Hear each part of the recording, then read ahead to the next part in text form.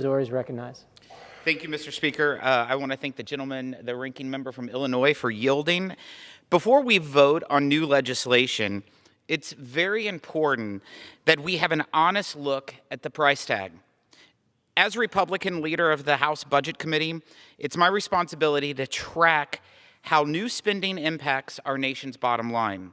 Every time Washington passes unpaid for legislation that adds a new benefit or program or expands an existing one, our fiscal problems get much worse.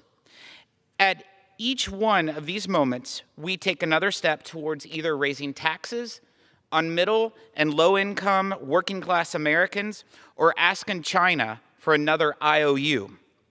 Look no farther than the $2 trillion Biden bailout bill that was passed back in March. It added trillions to our nation's debt.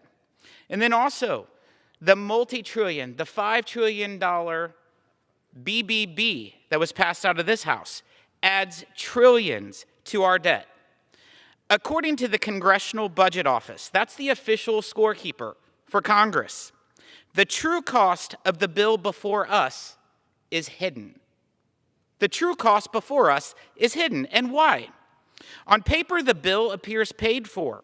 However, the new spending does not begin until 2025, and then the expansion of benefits does not go into effect until after the budget window in 2032. Meanwhile, the pay-fors all go away within the 10-year window.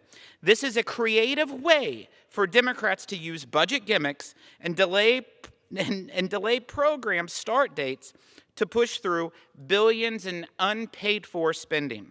These types of budget gimmicks are exactly what Democrats have been doing with the $5 trillion spending bill that was called out, and why senators on the other side of the building will not support your legislation. And so Congress must stop kidding itself with fanciful accounting. Stop pretending that creating and expanding government programs, especially mandatory spending programs, that won't come with a real fiscal impact. And start being honest with the American people about the true price tags and the consequences of their reckless actions. I yield back. Gentleman yields.